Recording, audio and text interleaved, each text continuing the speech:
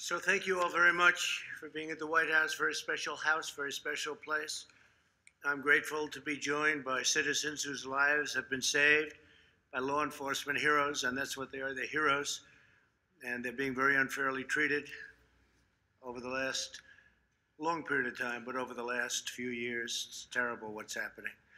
We're also joined by two amazing officers, South Carolina Deputy Sheriff William Kimbrough. Where's William? William? What happened to William? Okay. Oh, okay. That's a good excuse. That's good. And Palm Beach County Deputy Sheriff Corey Reese. Hi, Corey. Good. In recent weeks, our country's police officers have been really under siege. I want to thank, first of all, I do want to thank Vice President Pence for all the work he's done on this, and in particular, Attorney General Bill Barr, because the job he's done has been amazing. It's been 24 hours a day. I guess I could say 28 hours a day, right? It never ends, but it's been a great job that you've both done. We appreciate it. Mike, we appreciate it very much. But our officers have been under vicious assault, and hundreds of police have been injured and several murdered. You've been reading about it just like I've been seeing it. Reckless politicians have defamed our law enforcement heroes as the enemy. They call them the enemy. They actually go and say they're the enemy, and even call them an invading army. These radical politicians want to defund and abolish the police from our nation. At first, when I first heard it, I said, well, that's just something that they're saying that doesn't, but they actually are trying to do it. You look at what's going on in Minneapolis, you look at what's going on in many Democrat-run areas. But they want to defund and they want to abolish. Far-left mayors are escalating the anti-cop crusade, and violent crime is spiraling in their cities. It's all far-left cities where they have no understanding of what has to be done. They don't have a clue. And I will say that we put on a very powerful rule and law that you get 10 years, you knock down a monument. If it's a federal monument, you go to jail for 10 years. And if it's anything else, we tell them we work with the states to help them. But if you do anything where it's a federal monument, and there are a lot of them up there, and nobody's been attacked, nothing's been attacked since we did, 10 years in jail, monument or statue. In one recent week in New York City, this is hard to believe, shootings were up 358%, and yet they spend all their time, they want to do Black Lives Matter signs outside of Trump Tower. They ought to spend their time doing something else, because I'll tell you what, 358% increase in shootings in New York. Last month, over 300 people were shot. NYPD retirements have quadrupled, and they're going up even further. And New York City is out of control. Unfortunately, my place, I love it, but it's out of control. It was doing so well. And Rudy Giuliani, whether you like Rudy or not, he did a great job. He was the greatest mayor in the history of New York. Murders in Atlanta are up 133% compared to the same period last year. And one of the victims was an 8-year-old girl, and we've had younger than that in Chicago last weekend. In the last 2 weeks, 105 Americans were shot in Philadelphia and Minneapolis. The city voted to disband the police department and cut it way down, but disband it ultimately. The radical politicians are waging war on innocent Americans. That's what you're doing when you play with the police. My administration is pro-safety, pro-police, and anti-crime, and I will say, I just see a new number came in from Chicago. This weekend was a scourge. This weekend was, I guess, 20 people killed and many shootings, many shootings, far worse than the last week. So things are happening that nobody's ever seen happen in cities that are liberally run. I call them radical lib, and yet they'll go and march on areas and rip everything down in front of them. If that's what you want for a country, you probably have to vote for Sleepy Joe Biden, because he doesn't know what's happening. But you're not going to have it with me. So we've been very strong on law enforcement. We'll be doing things that you'll be I think, very impressed with. Numbers are going to be coming down, even if we have to go in and take over cities, because we can't let that happen. When you have 20 people killed, 22 people killed in one weekend in Chicago, and you have 88 shootings, it's not even conceivable. That's worse than Afghanistan. I hate to say it. That's worse than any war zone that we're in by a lot. It makes them look like tame places by comparison. So we're not going to let it go on. We're not supposed to wait for them to call, but they don't call. We've asked Chicago, would you like us to go in and help? And they don't want to say anything. And we've called many of the cities. Would you like us to go and help? We've done a great job in Portland. Portland was totally out of control, and they went in, and I guess we have many people right now in jail, and we very much quelled it. And if it starts again, we'll quell it again very easily. It's not hard to do if you know what you're doing. So I just want to thank everybody for being here. I'd maybe ask Vice President Pence to say a couple of words, and then I'd like Bill Barr to say something, and we'll go around the room. Okay? Thank you very much. Thank you, everybody. Thank you, Mr. President. It's a real privilege to be here with the law enforcement officers who are gathered here and families whose lives have been impacted so profoundly by the courageous efforts of men and women in law enforcement. I can assure you that while some are talking about defunding the police under this president, this administration, we're going to defend the police. We're going to back the blue, because we understand that while tragedies happen, and we'll always look for ways that we can improve public safety. The president's taken steps and taken executive action to provide new resources to improve public safety and law enforcement around the country. I want to assure you that you have a president who knows what the people gathered around this table know, is that most of the men and women who put on the uniform of law enforcement every day are the best people in this country. They risk their lives every day to make a difference in our communities, just like they've made a difference in all of your lives. And so I want to thank you all. I want to thank you for being here at this, for this conversation, because the American people will greatly benefit by being reminded of the incredible contributions that our law enforcement community makes each and every day. And I appreciate your willingness to tell that story. Thank you. Bill? Thank you, Mr. President. First, let me say what an honor it is for me to serve under a president who is such a strong supporter of law enforcement. I've said repeatedly that, to my mind, there is no more noble profession in our country than serving as a law enforcement officer. The police put their lives and well-being on the line every day for us, and their jobs have never been more difficult than it is today. Today we suffer many unprecedented social ills. Kids growing up without fathers, alienated young, angry men, gangs engaged in the most brutal kinds of violence, increasing mental illness and homelessness, and a drug epidemic inflicting casualties beyond anything that we've experienced in a major war, and an increase in sexual assaults and child exploitation. You name it. And who is expected to deal with all of this? As other institutions fail and abdicate their responsibility, who is expected to stand their ground and pick up the pieces? The police are.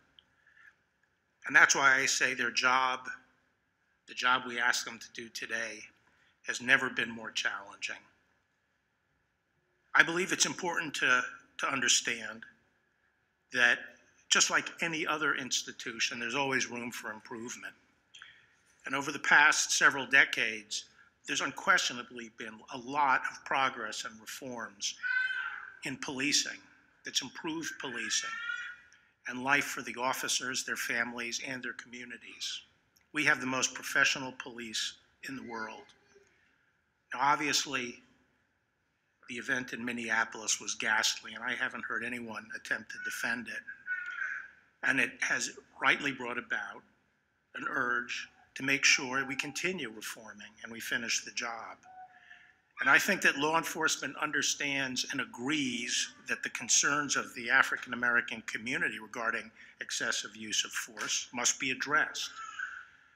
But we also have to be careful and not throw the baby out with the bathwater. And so extremist reactions like defund the police are trying to pull us in exactly the opposite direction of where we have to go. We have to give law enforcement more support, more training, and resources. And I think the executive order that the president signed last month strikes exactly the right balance. It's supportive of the police, and it also addresses legitimate concerns about excessive force. So our nation needs to gain a renewed appreciation of the noble work done by our police officers in protecting our communities. And I thank the president for convening this roundtable to highlight the good work done by our men and women in blue. Thank you, Mr. President. Maybe what we'll do is we'll go around the room, and maybe you could introduce yourself and explain exactly what's going on. You have an incredible story, please. Hi, my name is Kamira Boyd. I'm from Charleston, South Carolina. Well, on June 11th, 2019, my baby started choking on breast milk, and the first thing I started to do was just run out the house and jump in the car. While leaving out of my neighborhood, Officer Kimbrough came. He was coming into the neighborhood, and he immediately pulled me over, and we immediately jumped out, and he just took her from my arms and proceeded helping her. And yeah, thank you. Saved her. Saved her. Really? Wow. You don't hear those stories. That's why I think it's important to have a meeting like this, a little different, and it's the meeting that we should have about 100 times out of almost 100. This is the one because the police do such a great job, and there's an example. That's fantastic. That's fantastic. And do you know the gentleman on your left? Come on, let's go. Let's tell that story, please. What do you mean, like? No, you know? Do you want to go ahead? Please, yes, go ahead. Mr. President, Vice President, Attorney General Ball, thank you for having us here, other distinguished guests. My name is William Kimbrough. I'm from Charleston, South Carolina. I work for the Berkeley County Sheriff's Office. As Kamira was saying, on July 10th of 2019, while I was patrolling the unincorporated district of Summerville, South Carolina, I came across Kamira and her grandmother speeding in a car. I conducted a traffic stop on that vehicle, and as soon as those vehicles stopped, lady later identified it. Was it your grandmother, Kamira? It was my stepmom. Oh, your stepmom had jumped out of the vehicle and was frantic and said, my baby, she can't breathe. And I kind of stepped back and I said, what? And, you know, the rest was captured on my body cam video that's since gone viral. But as soon as I made entrance over, stepped up to Kamira, I instantly asked her for the baby, who is now my goddaughter. And godmom over there, Noni. Hi, Noni. Say hi, Noni. And so, yeah, we've been blessed, and it's been a wonderful experience. Wonderful. Great job. Thank you. Well, that's what I meant when I kiddingly said.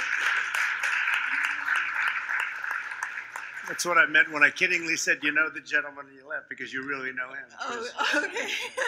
That's what I meant. And great job you've done. Thank you very much on behalf of all of us. And Kamira, congratulations. Thank you. Thank you for being here. Thank you. Thank you. Thank you both. Please, go ahead. It was about 2 weeks ago. I was laying in bed with my other 3 kids, and, well, I forgot to introduce myself, sorry.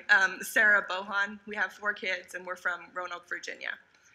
I was laying in bed, and my sister happened to be home, and my husband ended up calling her and asking her to count how many kids were home.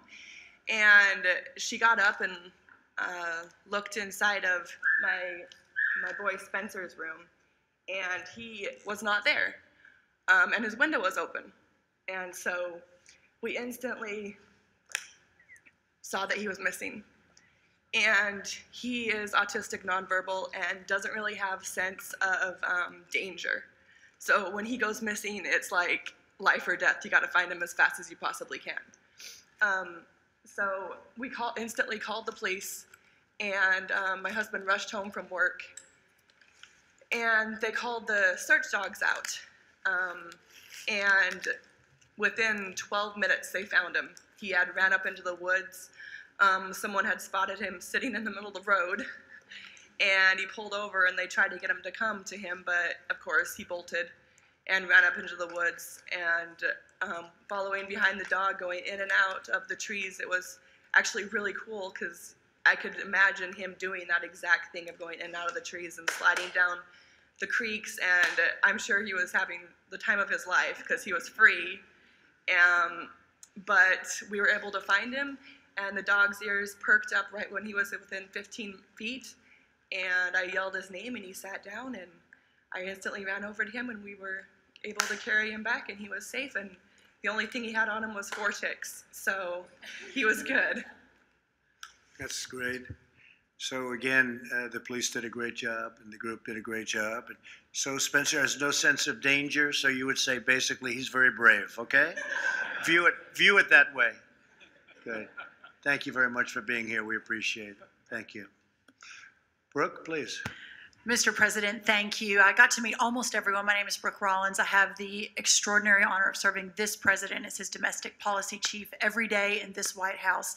And I will say there's a lot of brave people in the room, probably no one more so than our 2 officers. But this mom not only has, Mr. President, her 9-year-old here, but she has her 4-year-old, her 3-year-old, and her 10-month-old here. And her husband, Spencer, just took them into the other room. So this is bravery at its finest for all the moms in the room who've sort of manhandled lots of children. So thank you for being here, and certainly you too, and that beautiful baby girl. What an honor to have you and all of you with us today.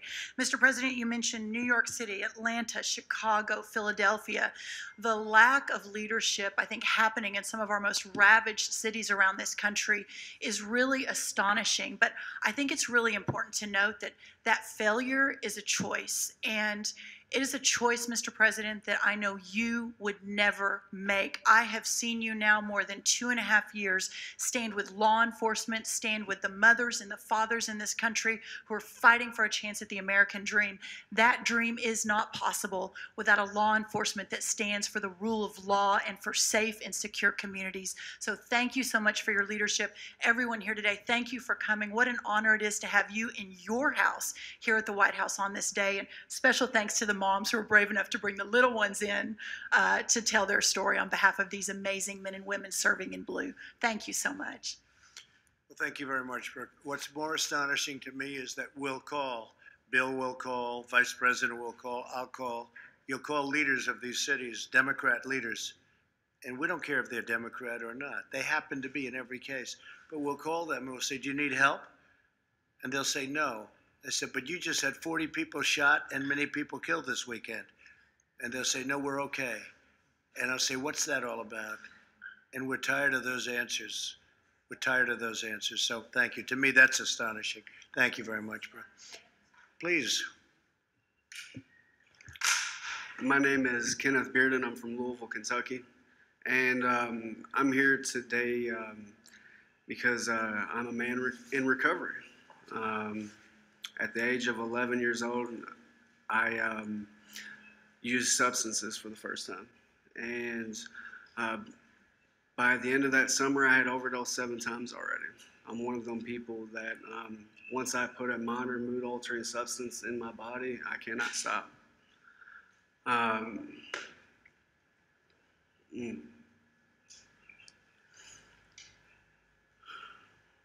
I did not stop using alcohol or drugs until the age of 24. And through that time, at the age of 11 to 24, I have overdosed over 30 times.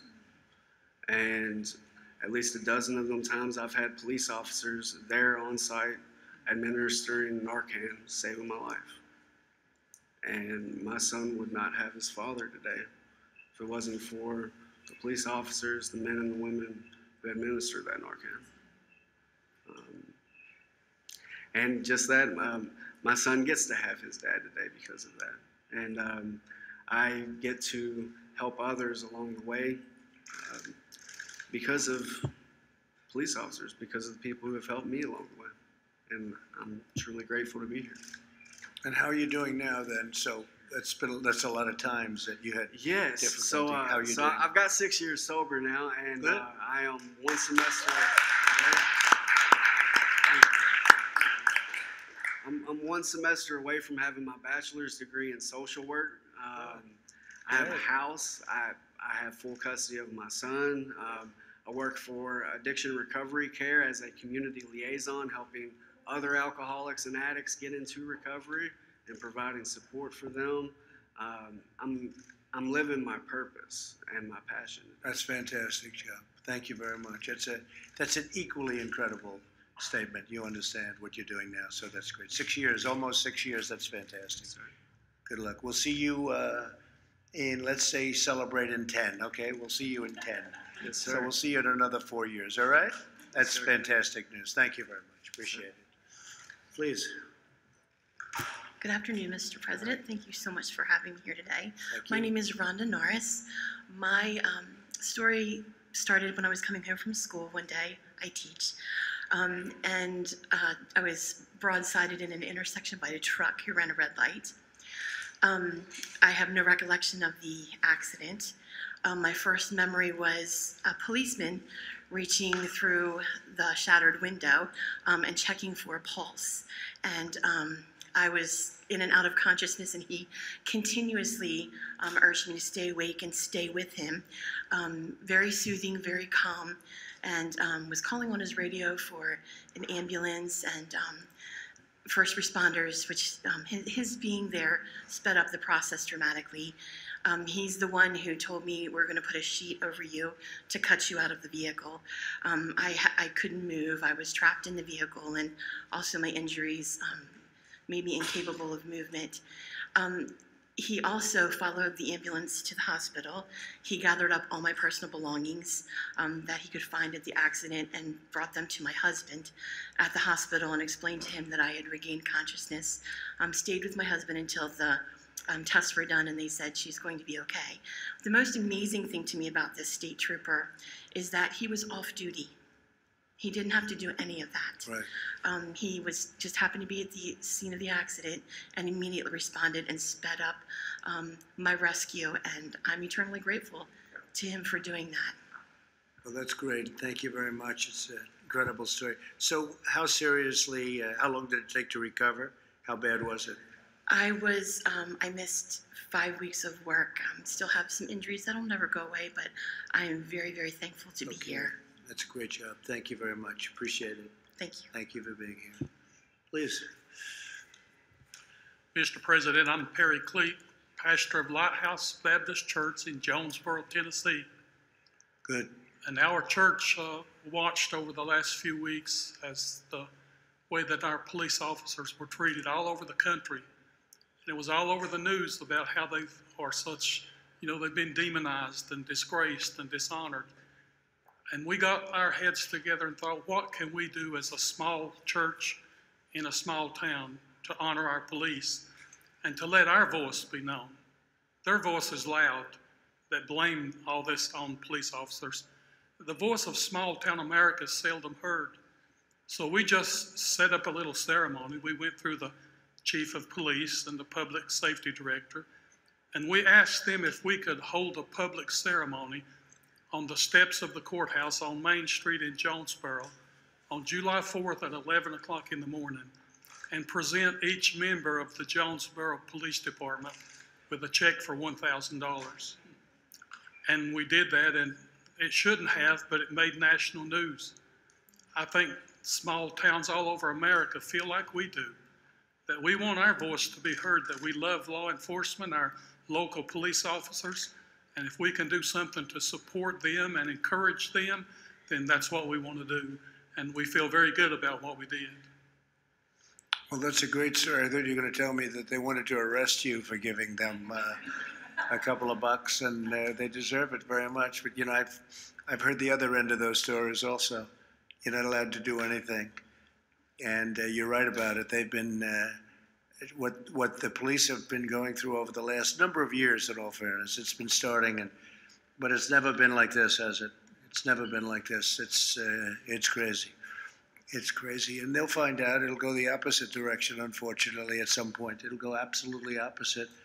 when they see, and you're going to have some defunding and abolishing, and you'll see numbers like nobody would ever believe. And they're going to say, let's get our police back as soon as we can, right? But that's great what you just said. That's a fantastic thing. Yes, sir. We were thankful that it's a small town and a small police department. It was only 23 employees, so it wasn't that big a hit. That's a lot. It was a blessing to them. That's a lot. That's a good job. Thank you very much. Mr. President, I've already heard, I got a note written to the church that didn't identify the officer, but said I'm an 83-year-old widower. And one of the officers brought by a sum of money and gave to me to put back to pay my utility bills this winter, and told me it was a gift from Lighthouse Baptist Church. That's what one officer, and it's just a week ago, but that's what one officer did with that gift that we gave. That's great. Great stories. Thank you very much. Appreciate it. Thank you, Mr. President Thank you. and Mr. Vice President, for having us. My name is Debbie Wisner. I'm local. I live in Maryland. And my story's not very dramatic. It's just one that my purse was stolen.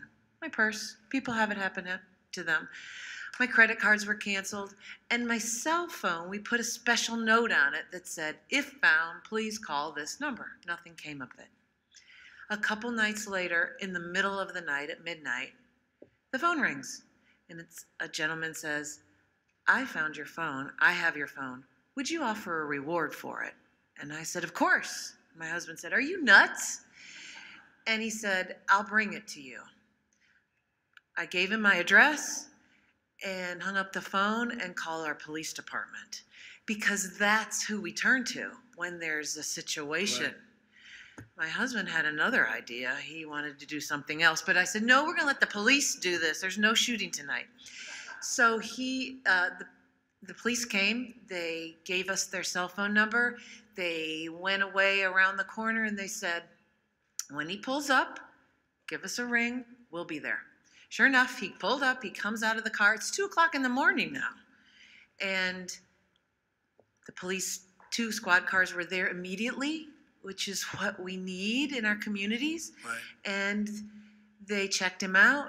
He did, in fact, find the phone, and I gave him a reward and thanked my police officers, and I'm grateful that we have community policemen that are willing to come at 2 in the morning and do this silly thing.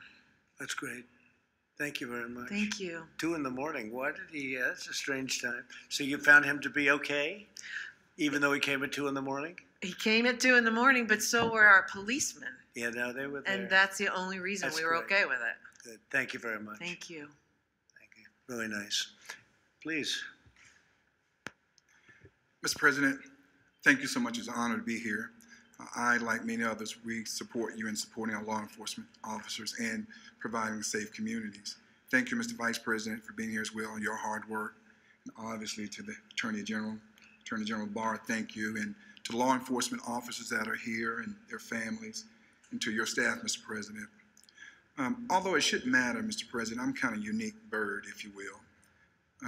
I'm a Democrat. I'm an elected official. I'm African American. I have 8 years or 12 years of experience in the Georgia House of Representatives, 8 years as county exec. And as county exec, I've had to manage a very large, probably one of the largest police departments in the state of Georgia. But I've also had the unfortunate experience of having to meet with family members who lost a loved one from a police shooting. That was probably the most difficult part of my job. But I've also had to deal on the other side where I lost 2 police officers in one night, among several others I lost, but I lost 2 in one night. By the way, they happened to have been African American. And going to meet with their family members as well, young wives with young babies, and having to experience seeing them lose a loved one is nothing anybody would want to do. But I can tell you this, Mr. President, by and large, most law enforcement officers, those men and women who honorably wear their uniforms each and every day to go out, when they're running towards a situation, others are running from it. So we have to stand with them. And I'll say this, I have 2 words. We need more funding for police officers, not less funding. And here's why I say that. when you look at law enforcement and the equipment, that's important for them because it's protect and save their lives as well as saving others' lives. But clearly more money is needed to buy less lethal enforcement types of tools like the bowler, what they call the bowler wrap. Right. We also need resources for them. Officers usually, almost always, only get the psychological exam prior of being hired. It's part of the examination of getting hired. But afterwards, they're not given those type of psychological exams or assessments. And when you look at them, they've been on let's say the beat 4 or 5 years nonstop, and the number of calls they're getting, the number of situations. That's the way we can detect, are they burned out? Do we need to put them somewhere else? That's important. And finally, Mr. President, community policing is important, that relationship, that trust, being fair, but enforcing the law. And most people, including black people, they want law enforcement to be out there enforcing the law. I think people just want it to be, they want them to be fair. They want them to be swift in justice. And we lost a baby girl too in Atlanta, 8 years old, and it wasn't to a police officer. More people have died from the protest of Black Lives Matter than prior to that. And so sometimes it's hypocritical. It's almost as if some black lives matter, but all black lives should matter and all lives should matter. So I thank you, Mr. President, for what you're doing. And I stand solidly with you. Thank you very much. Appreciate it. Beautiful. Please. Good afternoon, President Trump, Vice President Pence, and Mr. Barr, and distinguished guests. I thank you for this opportunity to share our family's story. 8 years ago, our 15-year-old daughter was trafficked by MS-13 gang members. She was trafficked over a 1.5-year time period throughout the DMV area. Law enforcement played a fundamental role in the rescue and the recovery of our daughter, and were also vital in the protection and safety of our family, both then and now. Initially, the officers handling our case, albeit well-intentioned, were not trauma-informed and not able to differentiate a runaway teen from a victim of human trafficking. Once we came in contact with trained personnel, former Detective Bill Wolf, our situation improved. We need to provide resources and training to law enforcement to properly address not only the offenders, but also to the victims and to their families.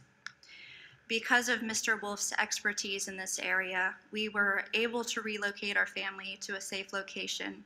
We were able to get our daughter the proper resources and help so that she could heal and move on for her life.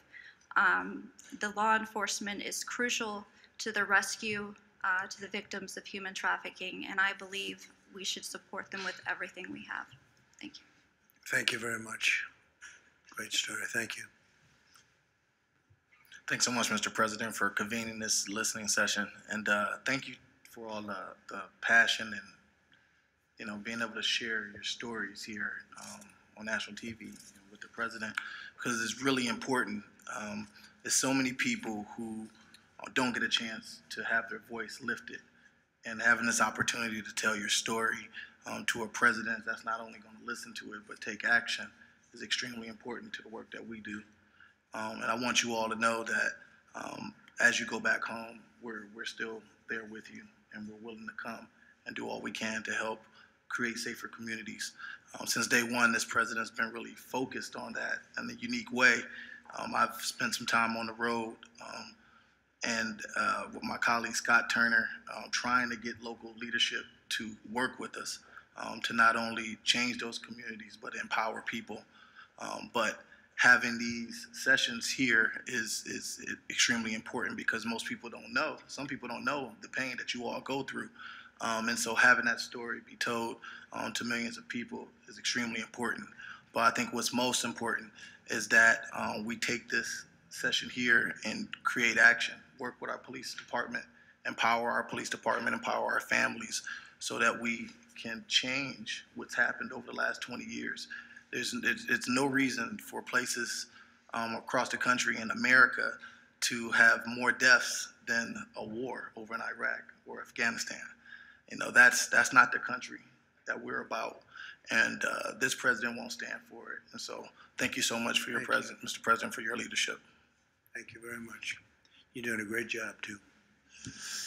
Please. Thank you, Mr. President. I'm basically here in support of my daughter-in-law and my grandchildren. But I would like to say a personal thank you to Officer Reese here for saving my grandson. I will never forget it, and I will always be grateful. And I would also like to add that I'm a state employee. I work in the city of Atlanta, and I have seen a drastic change in law enforcement coverage in that area. And I see the difference when law enforcement is not visible on the streets. So we've had our challenges there, and it's peaceful now. But when there is a lack of law enforcement within a community, civility breaks down and crime increases. And I don't have any answers to any solutions, but I can just speak on the fact that I have experienced it over the past 3 or 4 months. And I thank you for your invitation here and for your time. Thank you very much. I appreciate it. Thank you.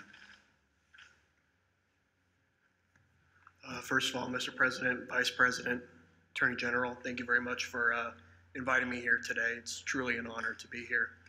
I'm Deputy Corey Reese with Palm Beach County Sheriff's Office. I have been a deputy there for going on 3 years now. Last month in June, I was staying with my wife at a Hampton Inn in Tampa, off duty, of course. Work in Palm Beach County, this is Tampa.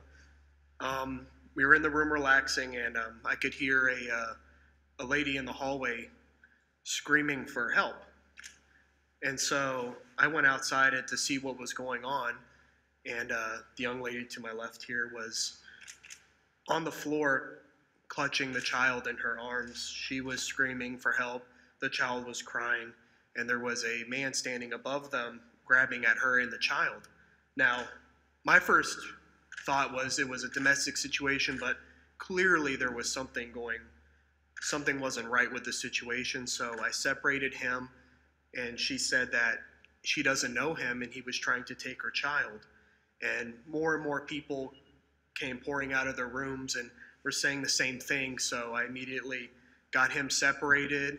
I had him sit down in the hallway, and I had someone else call Tampa PD, and they arrived. And at that point, I just was keeping the peace between everybody, because there were some people getting quite aggressive, with him. It's not, the right time. You have to let law enforcement handle it. It's not a time to take matters in your own hands. So at that point, it was mostly peacekeeping. But, I didn't think it would be as big of a deal as it ended up being until, the next day some people in the hallway were like, the video's gone viral. It's like 1 million views. And then I'm getting a call saying I'm invited to the White House. I mean, it was completely unexpected. I just doing what I was trained to do, what I was told to do, just being there, right time, right place, and that's it. Again, thank you for having me here. It's called natural instinct, right? More than anything else. Thank you very much. Great job. Appreciate it.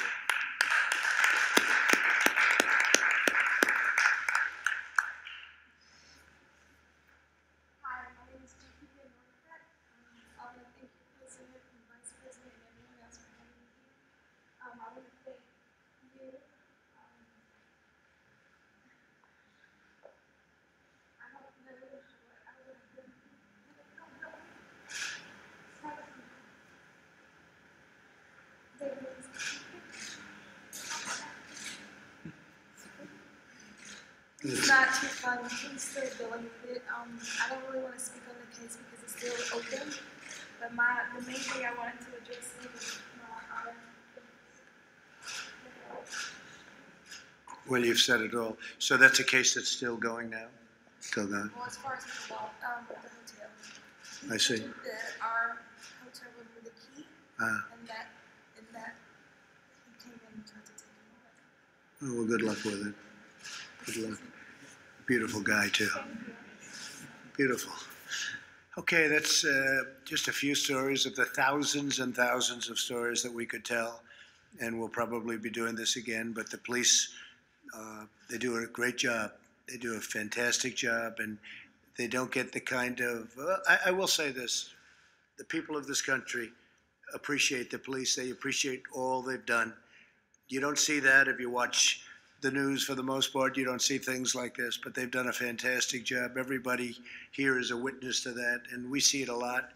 The Attorney General sees it every day, but we see it a lot, and I just want to thank the various police departments, law enforcement. They've done an incredible job in this country. Where they're allowed to do their work, they really do a job.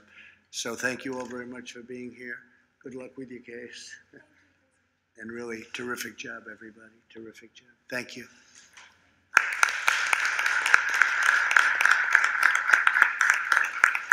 Would anybody from the media like to ask anybody a question here? Steve, go ahead, please. You're in a good place with Dr. Fauci. There's been some criticism of him over the last couple of days. Do you still appreciate his advice? Well, I have a very good relationship with Dr. Fauci. I've had for a long time, right from the beginning. I find him to be a very nice person. I don't always agree with him. I closed the border, as you know, to China. I did the ban on China, heavily infected, and we saved tens of thousands of lives, and Dr. Fauci will admit that it was a good decision. It was very early. That was in January, long before it was thought of as the right thing to do. I also closed the borders to Europe when Italy and a couple of other countries over there, France certainly, Spain, they were having a lot of problems. I closed the borders very early, shortly after I did with China. So we saved a lot of lives. So we made a lot of good decisions. But no, I get along with him very well. I like him personally. Yeah, please. Pardon Michael Flynn? I can't hear you. Are you going to pardon Michael Flynn?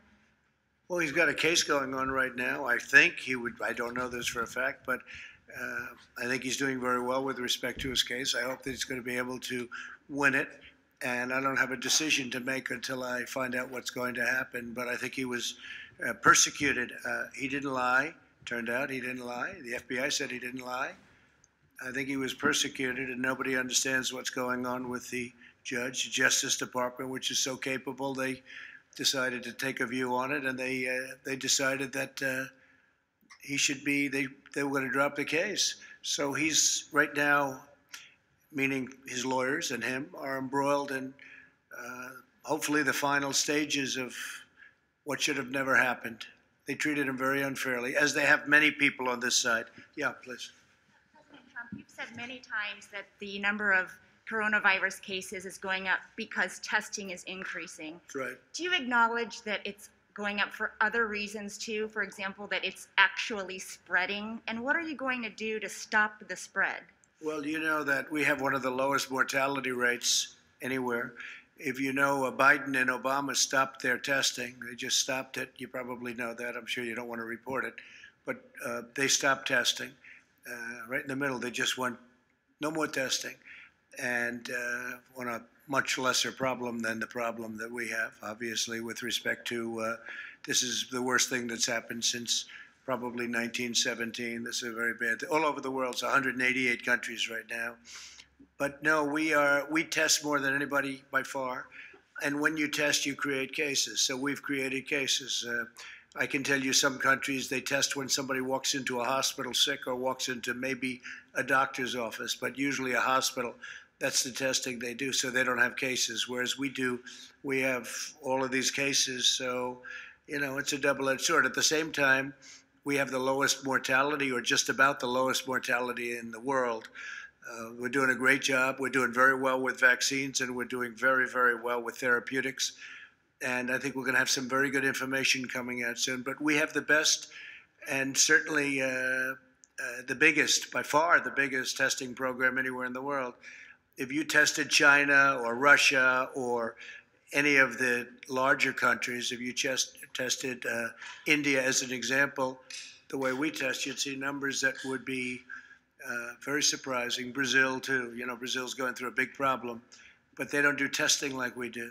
So we do the testing, and by doing the testing, we have tremendous numbers of cases. If we didn't do the, as an example, we've done 45 million tests. If we did half that number, you'd have half the cases probably around that number. If we did another half of that, you'd have half the numbers. Everyone would be saying, oh, we're doing so well on cases. But when I see it reported in the night, you can check me out on this. I mean, they're always talking about cases, the number of cases. Well, it is a big factor that we do. We have a lot of cases because we have a lot of testing, far more than any other country in the world. And it's also the best testing. Yeah, please. The federal government is set to resume federal executions for the first time in more than a decade, potentially as soon as a couple of hours from now. Are you monitoring the last-minute appeals on that case? Well, I think what I'm going to do is allow that to be answered by our Attorney General. Do you mind, Bill? Yes, sir. We obviously monitor the appellate process. Mr. President, have you given any consideration to using your clemency powers to stop these executions and commute them to life sentences? Well, I've looked at it very strongly, and in this particular case, I'm dealing with Bill and all of the people at Justice, and it's always tough. You're talking about the death penalty, but when you talk about people that did what this particular person did, that's tough also. So we're going to see what happens. Right now, they have a stay, I believe, right? They have a stay. And we'll let the courts determine the final outcome. And that's what's going to happen, okay? You're asking Americans to have full faith in law enforcement. How do you respond to critics who say you undermined your own federal law enforcement agency, the DOJ, when you commuted the sentence of Roger Stone? Well, if you look back on it, this was an investigation that should have never taken place. You have guys like Comey, you have McCabe, you have Strzok, you have his lover Lisa Page, you have all of these people running around, you have Brennan and Clapper who lied to Congress. You have many, many people. You have people that change documents going into the FISA courts. And it's a terrible thing. And this is an investigation that they said should have ended before it started. It shouldn't have started. And if it did, it should have ended immediately because they found, as you know, as well as I do, they found nothing initially, but it went on for 2 years or longer. And no, I'm getting rave reviews for what I did for Roger Stone, and he, frankly, is going to go and now appeal his case. He had a jury forewoman who hated Roger Stone and who hated probably me, but she went on a false pretense, and he wasn't given a fair trial. It's not a fair trial. He wasn't given another trial. Should have been given another trial. I won't say more. I won't talk about the judge. Why would I ever talk about a judge? But this was a judge that gave, I believe, solitary confinement to Paul Manafort. Al Capone didn't have solitary confinement. So these are things that happened. And if you look at President Bush, President Clinton, President Obama, take a look at what they did. Frankly, it's a very unfair. Roger Stone was treated very unfairly, in my opinion, and so were many others on this side. In the meantime, you have the other ones who are admitted lying before. They admitted. They lied before Congress. They leaked classified information, which is something you just can't do. And what are they doing? So we'll see what happens. But no, we're getting rave reviews for what I did. Okay. Are you going to be able to hold the convention in Jacksonville with all this virus spreading? Well, we're going to see it built up a little bit, but we're going to do something that will be great. We think we're doing very well. We had some poll numbers a little while ago that are great. You know, it's the same story. It's suppression polls that we had in 2016, phony polls. Fake news, phony polls, same thing. And we're doing very well. We're doing well in Georgia. We're doing well in Texas. I read where I was 1 point up in Texas. I'm not 1 point up in Texas. We're many points up. I saved the oil industry. 2 months ago, I saved the oil industry. I created it. We became #1. We have millions of jobs. And we saved it, so Texas is not going to have to let go of millions and millions of people. Oklahoma, North Dakota, many states. We're at $40 a barrel, and yet you can buy gasoline for under $2. Nobody's ever seen like that. So we have the biggest energy in the world. We're #1 in oil, as you know, oil and gas by far. We're now #1 in the world. And we would have had millions of people out of work. I saved it. And then they say I'm leading by 1 point in Texas. They said it last time, too. They said Texas is too close to call. This was like 3 months before the election. And then I won Texas in a blowout. They called it the minute the polls closed. They said that about Utah. They said that about Georgia. They said the same thing. That Georgia's, oh, we can't, it's too close. They'll never be able to determine. We'll have to wait till election night. On election night, 2 seconds after the poll closed, they called Georgia. So, you know, it's the same thing. We have the same thing. They're phony polls. They're suppression polls. But to think that after saving the oil and gas business and millions of jobs, I'm leading Texas by 1 point. I don't think so. Go ahead. Is the China Phase 1 deal still intact, or is it? Do you see it in jeopardy? It's intact. It's intact. But I think what China has done to the world with what took place, the China plague, you can call it the China virus, you can call it whatever you want to call it. It's about 20 different names.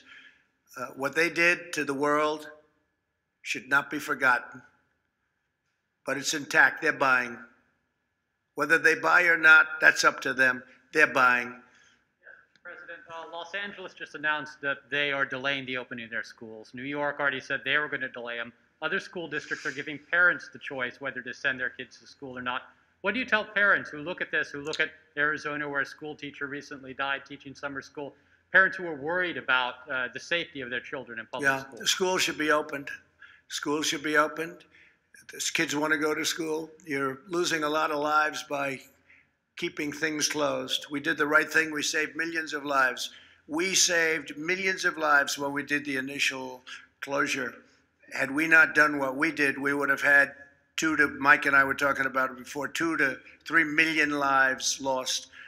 But we did that, so we're at about 135,000, and we'll be at somewhat higher than that by the time it ends.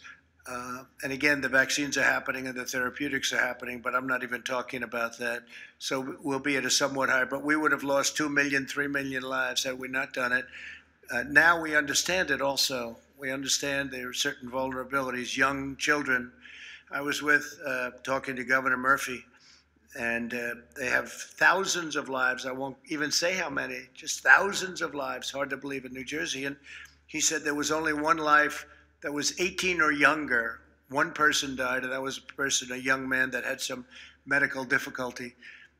So when you think of that with thousands of lives, and you have one person that was under 18, that's something that tells you, for some reason, I guess the immune system is much stronger with young people than it is for others. So we have to watch the group that does have the difficulty, does have the problem. We all know what that is. We all know who they are, especially if they have a medical problem. If they have a medical problem, diabetes or heart or anything, it's a big problem.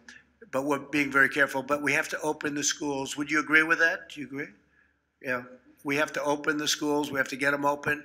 And I think there's a lot of politics going along. I think they think they'll do better if they can keep the schools closed in the election.